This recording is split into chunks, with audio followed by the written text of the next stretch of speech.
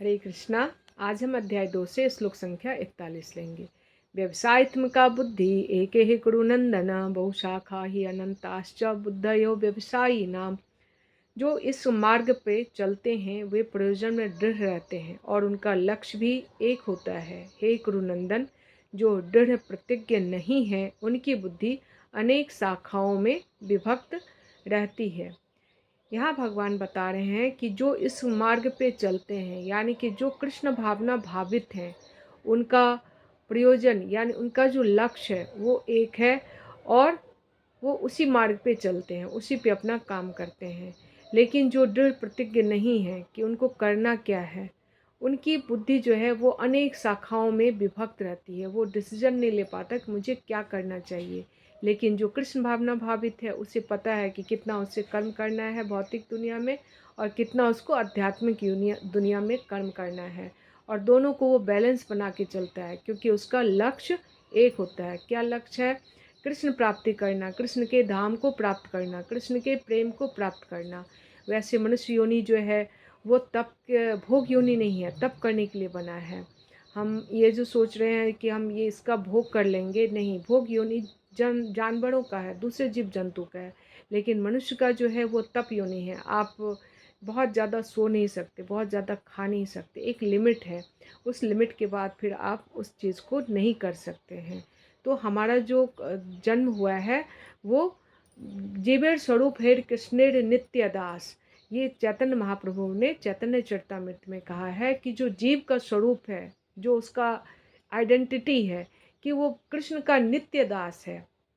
हमारा permanent job है, हमें कोई जॉब से निकाल नहीं सकता। क्या जॉब है? कि हम कृष्ण के दासी हैं, हम कृष्ण के हैं।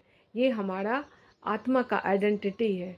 लेकिन हम इस चीज़ को भूल गए हैं। आत्मा और परमात्मा का जो संबंध है, इस संबंध को हम भूल गए हैं और इस भौतिक दुनिया में अपने शरीर का इंद्रिय तृप्ति के पीछे हम भाग रहे हैं, जहाँ पर कि हम संतुष्ट नहीं हो सकते हैं।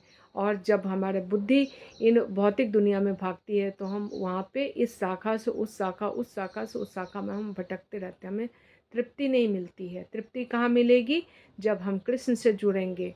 आत्मा जो है वो परमात्मा का अंश है। जब आप उस अंश से जुड़ोगे तो आप संतुष्ट होगे। कोई भी व्यक्ति चाहे कितना भी घूम फिर ले, संतुष्टि कहाँ मिलती है? उसको अपने घर में मिलती है। तो हमारा घर कहाँ है? आत्मा का घर कहाँ है? वो भगवत धाम है, भगवान का लोक है। वहाँ जाके हमें क्या होगा? तृप्ति मिलेगी, संतुष्टि मिलेगी, आनंद मिलेगा। भगवान से जुड़ के ही हम आनंदित हो सकते हैं। और बाकी ये सारा जितना भी है, इंद्रिय भोग जो भी दिख रहा है, ये बस माया है। अशाश्वत दुखालयम है, अशाश्वत है, ये क्षणिक है और दुखालयम है, दुख होना ही होना है।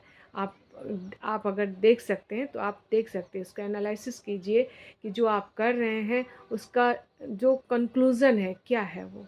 हम आज प्रतिदिन तिल तिल मर रहे हैं लेकिन हमें पता नहीं चल रहा है। कल हम कैसा शरीर था, कैसे बुद्धि थी, कैसा विवेक था, और आज हमारा कैसा बुद्धि। जब आप कृष्ण से जुड़े तो आपकी बुद्धि बदलती है। नहीं तो हम कहाँ, हमारी बुद्धि कहाँ चली जाती है? भोग इंद्रिय में चली जाती है। और हमारा शरीर जो है, जो भौतिक शरीर है, प्रकृति के द्वारा दी गई है, ये तिल तिल प्रतिदिन मर रहा है। किंतु क्या हमें पता चलता है? नहीं पता चलता है। यही आश्चर्य है, हम देख के भी नहीं देख पाते। हरे कृष्णा। श्रील प्रभुपाद की जय।